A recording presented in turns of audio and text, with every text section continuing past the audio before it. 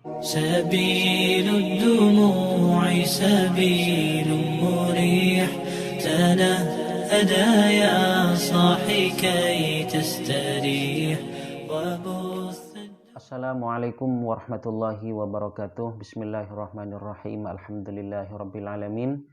Wal'aqibatu lil muttaqin wala udwana illa 'alal zalimin. Wassalatu wassalamu ala asyrafil anbiya'i wal mursalin sayyidina Muhammadin wa ala alihi wa sahbihi ajma'in.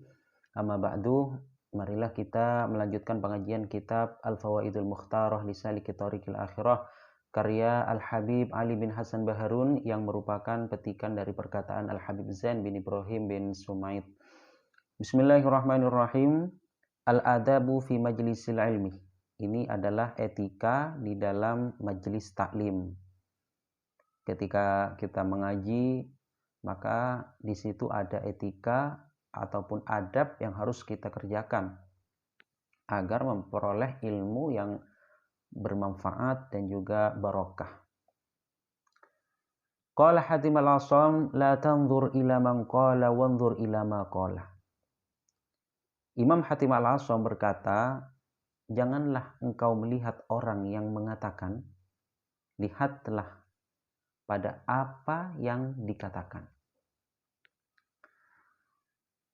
Jadi ketika kita mengaji kepada seorang guru, maka kita jangan selalu melihat aibnya, jangan selalu melihat kekurangannya. Karena hal itu juga bisa berdampak terhadap keberkahan dan kemanfaatan ilmu. Bisa jadi ilmu kita tidak manfaat, tidak barokah apabila kita selalu mencari kesalahan guru. Kita dengarkan saja apa yang beliau sampaikan. Jangan selalu mengoreksi kejelekannya. Kita dengarkan saja apa yang beliau sampaikan. Itulah adab ketika kita mengaji, ketika kita berada di majlisil ilmi, majlis ta'lim. Kana al-Imam Ali Zainal Abidin radhiyallahu anhu yatakhattal khalqa hatta ya'tiya Zaid ibn Aslam yujalisuhu wa yaqulu yanbaghi lil ilmi an yuttaba'a haitsu kana innama yajlisu ar-rajulu ila man yanfa'uhu fi dinihi. Sayyidina al-Imam Ali Zainal Abidin radhiyallahu an melewati manusia sehingga beliau mendatangi Zaid ibn Aslam. Dan beliau berkumpul duduk dengan Zaid bin Aslam. Kemudian Al-Imam Ali Zainal Abidin berkata, ilmu itu seyogyanya harus diikuti dimanapun dia berada. Jadi dimanapun ilmu itu berada, ya tentunya ilmu itu berada di hati para ulama. Ya tidak mungkin ilmu itu terbang dengan sendirinya. Karena ilmu itu berada di dalam hati para ulama. Maksudnya kita harus mengikuti ulama yang mempunyai ilmu agama, ilmu syariat, ilmu yang memang diwariskan oleh Rasulullah Shallallahu Alaihi Wasallam. Karena al-ulama warasatul anbiya, ulama itu adalah ahli waris para nabi.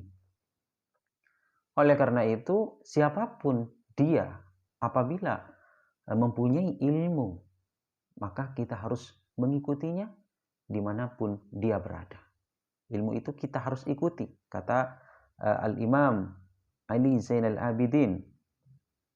Seseorang itu hanya duduk dengan orang yang bisa bermanfaat kepadanya di dalam agamanya. Fi dinihi. Ya, di dalam agama.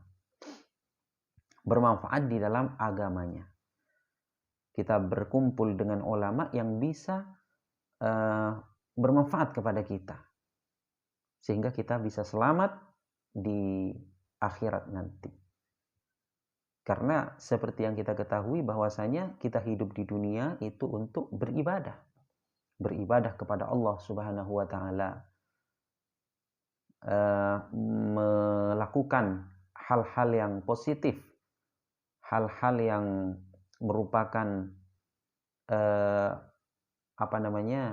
ibadah ataupun yang mendekatkan diri kita kepada Allah, istilahnya qurbah. Ya tujuannya agar kita selamat nanti di akhirat.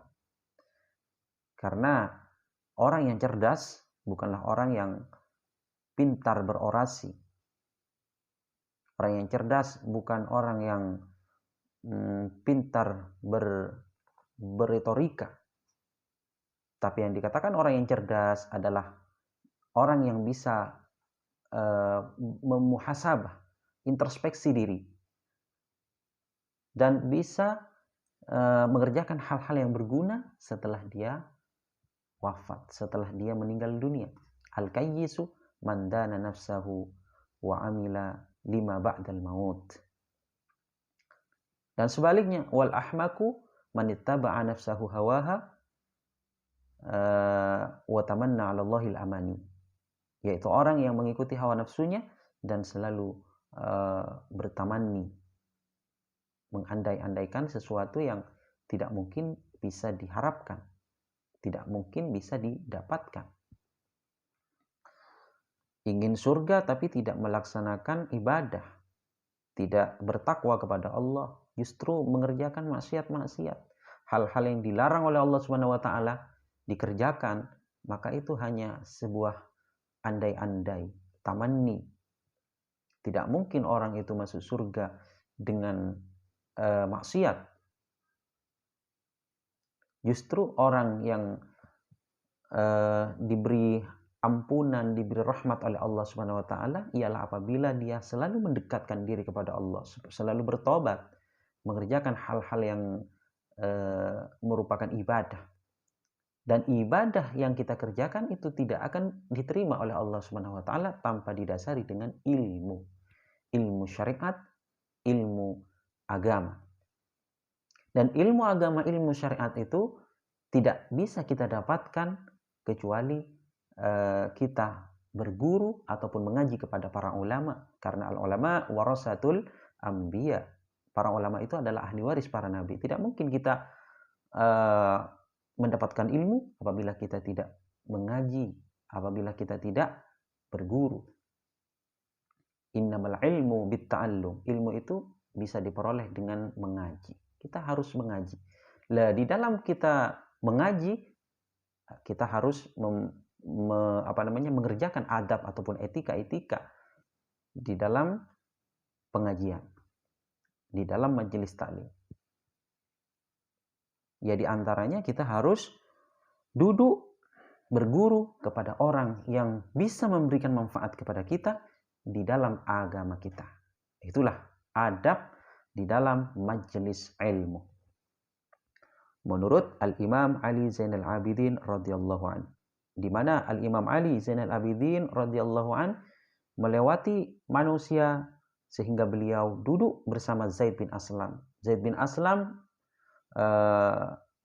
tentunya sangat bermanfaat kepada Sayyidina Al-Imam Ali Zainal Abidin sehingga beliau duduk bersama Zaid bin Aslam ini. Kata beliau, ilmu itu harus kita ikuti seyogyanya, kita harus ikuti dimanapun ilmu itu berada.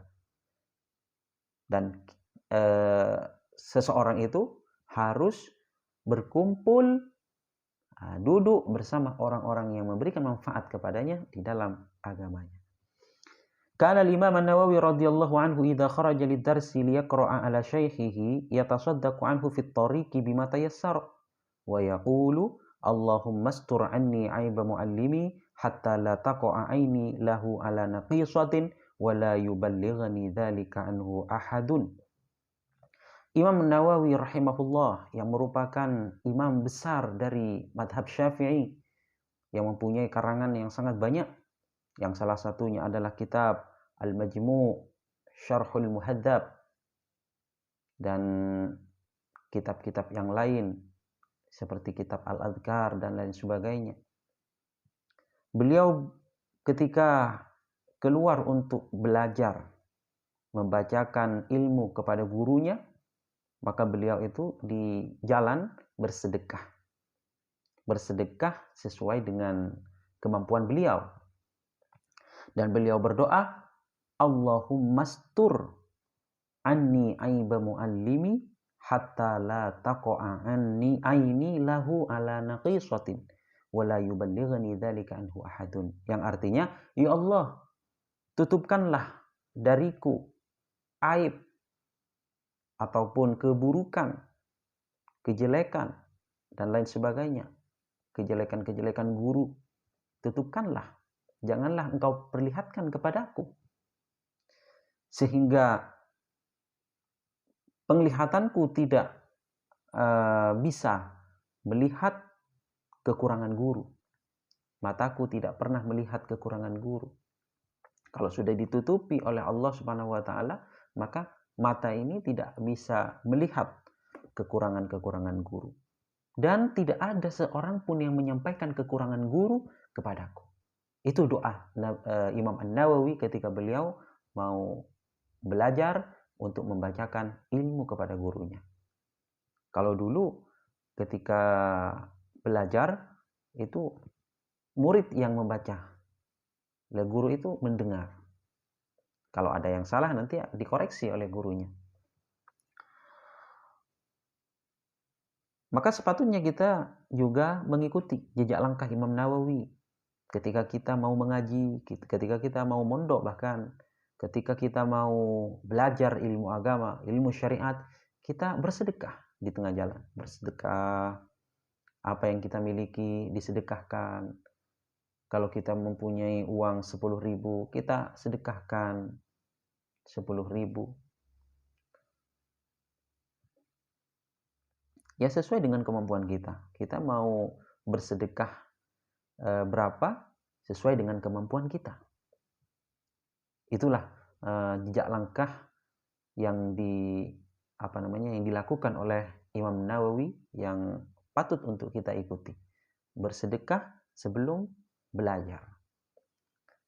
Kemudian berdoa, Allahummastur anni aiba muallimi hatta la taqa'a aini lahu ala naqisatin wa la yuballighani dzalika anhu ahadun.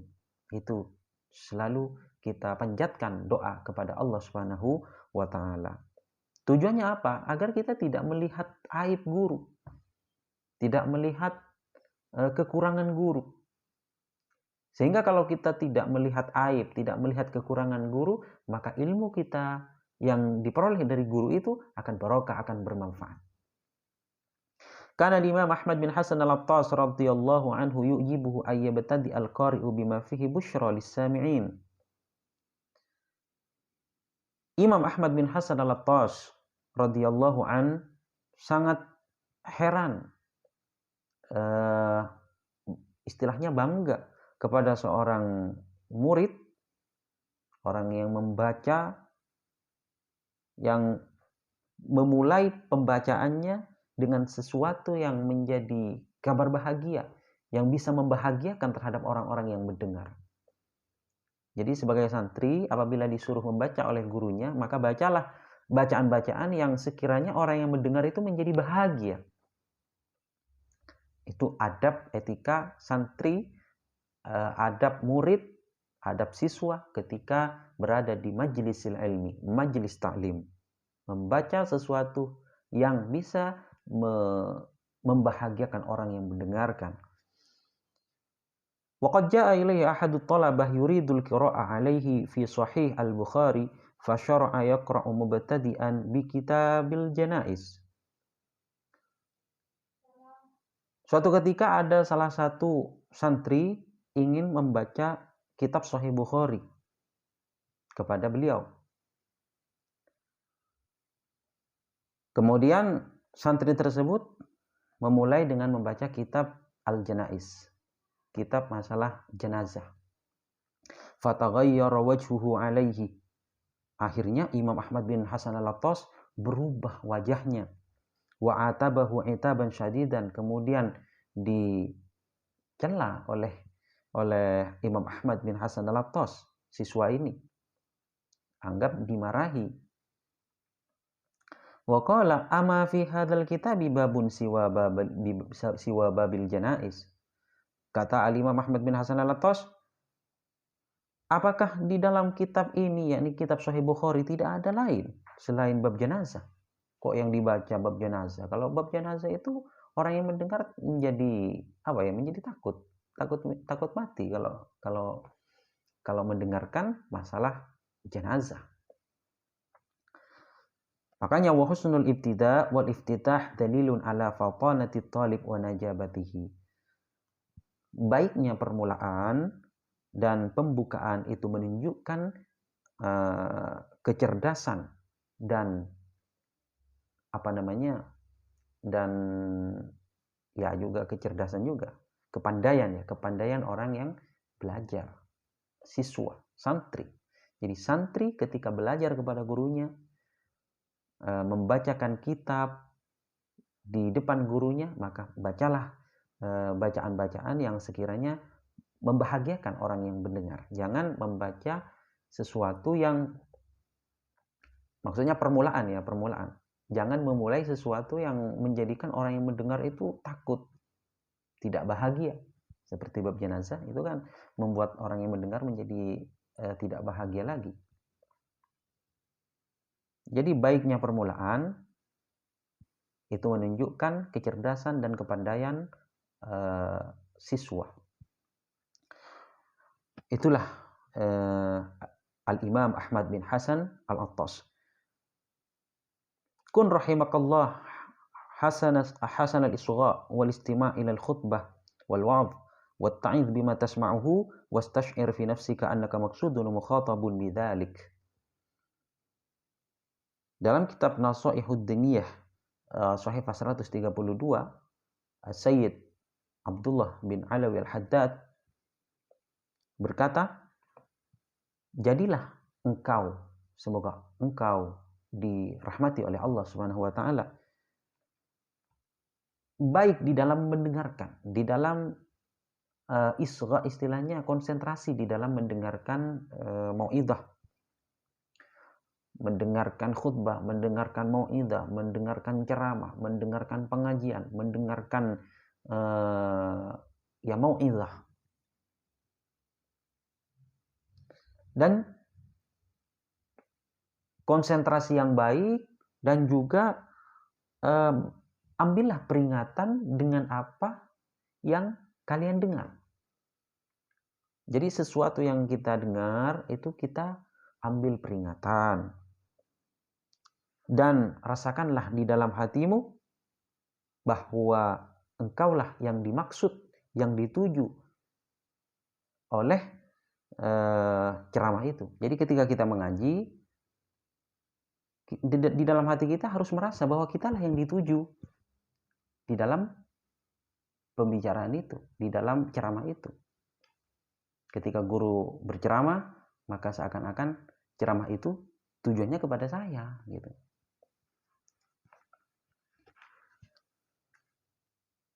Mukhatab itu lawan bicara, istilahnya, lawan bicara. Jadi seakan-akan yang menjadi lawan bicara itu adalah saya yang mendengarkan itu.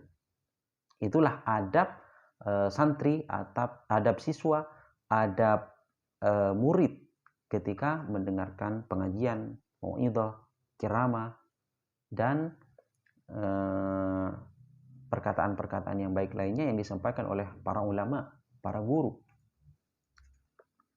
Jadi itulah adab, etikanya. Yang pertama, kata Sayyid Abdullah bin Alawi Al-Haddad, yang pertama kita harus baik di dalam mendengarkan, konsentrasi di dalam mendengarkan. Yang kedua, harus mengambil peringatan dari apa yang kita dengar. Mengambil peringatan dari apa yang kita dengar. Ya, maksudnya khutbah-khutbah ataupun ceramah-ceramah yang kita dengarkan. Itu yang kedua. Diambil peringatannya. Apa inti dari apa yang disampaikan. Itu yang kedua. Yang ketiga, harus merasakan di dalam hati bahwasanya yang menjadi lawan bicara ataupun yang dituju di dalam pembicaraan itu, di dalam khutbah itu, di dalam kajian itu, di dalam ceramah itu adalah kita. Itulah adab ketika mengaji, ketika berada di dalam majelis ilmi, majelis ta'lim. Yanbaghi li talibil ilmi an yastami' al-ilma wal hikmata bit-ta'zimi wal hurmah wa in sami'a mas'alatan wahidah wa kalimatan wahidah alf marrah.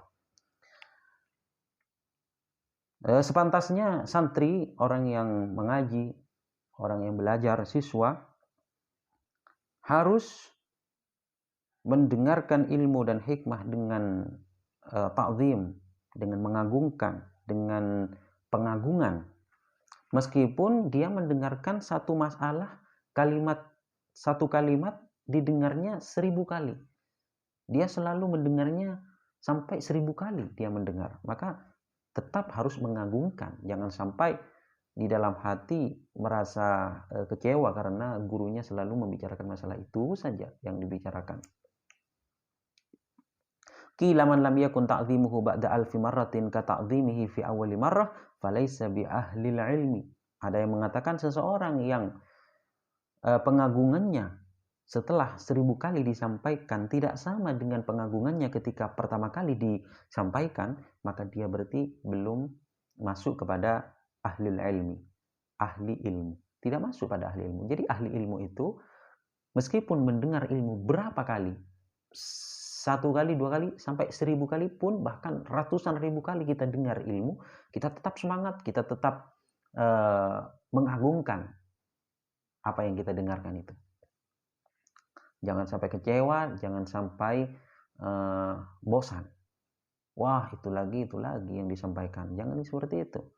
Justru tetap pengagungan kita terhadap ilmu yang kita dengar 1000 kalinya itu sama seperti pertama kali kita dengar. Kalau pertama kali kita dengar biasanya kan antusias. Kalau ilmu yang disampaikan itu adalah ilmu baru, biasanya itu antusias. Apalagi yang disampaikan itu merupakan hikayah ataupun cerita-cerita. Apalagi ceritanya itu cerita-cerita yang lucu. Itu biasanya sangat semangat untuk mendengarkan.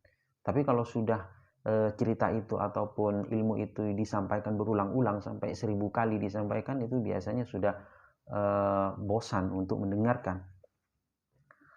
Maka itu bukan ahli ilmu, bukan ahli ilmu. Ahli ilmu adalah orang yang selalu semangat, selalu mengagungkan ilmu yang dia dengar, meskipun berapa kali dia dengar. Bikhilafin nas al-an, idza sami'a ahaduhum mas'alatan marrah yataghafalu an sama'iha li thani marrah wa yashtaghilu bi syai'in akhar fayuaddi ila futuri syekh fi takririhi. Beda dengan manusia sekarang. Kalau manusia sekarang itu apabila mendengar satu masalah, maka ketika disampaikan lagi kedua kalinya, maka itu biasanya diabaikan.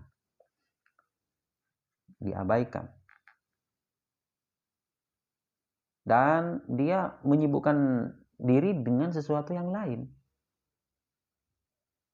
Sehingga gurunya yang menyampaikan itu merasa capek ketika muridnya tidak mendengarkan. Kalau muridnya sudah tidak mendengarkan, maka gurunya akan merasakan letih, lesu. Akhirnya gurunya karena sudah capek untuk menyampaikan ilmunya, karena muridnya tidak semangat dalam mendengarkan, akhirnya gurunya itu tidak akan mentakrir, tidak akan istilahnya mengkaji lebih dalam istilahnya. Kalau dalam istilah musyawarah itu, takrir itu adalah keputusan. Artinya dari masalah itu, dari sebuah masalah yang tidak terpecahkan, akhirnya terpecahkan, terputuskan, itu namanya takrir. Akhirnya kalau seorang santri itu tidak fokus ataupun tidak takzim, tidak mengagungkan terhadap apa yang dijelaskan oleh guru, masalah-masalah yang selalu dijelaskan oleh guru tidak dia dengarkan, diabaikan, maka gurunya itu tidak akan tidak akan mentakrir masalah itu. Jadi keputusan itu akan tetap terbengkalai, masalah itu tetap terbengkalai, tidak terputuskan gitu. Akhirnya seorang santri memahami ilmu hanya setengah-setengah, tidak matang istilahnya. Maka adab di dalam mencari ilmu salah satunya juga harus mengagungkan ilmu yang disampaikan berulang-ulang sampai 1000 kali. Karena orang yang ahli ilmu adalah orang yang ketika mendengar ilmu beberapa kali, bahkan 1000 kali, sama dengan pertama kali ia mendengarkan, sama-sama mengagungkan, sama-sama fokus, sama-sama antusias, maka itulah yang dikatakan ahli ilmu. Semoga kita menjadi ahli ilmu dan semoga bisa kita menjalankan adab-adab ketika kita mencari ilmu agama. Namun banyak di sini masih adab-adab di dalam majlisil ilmi.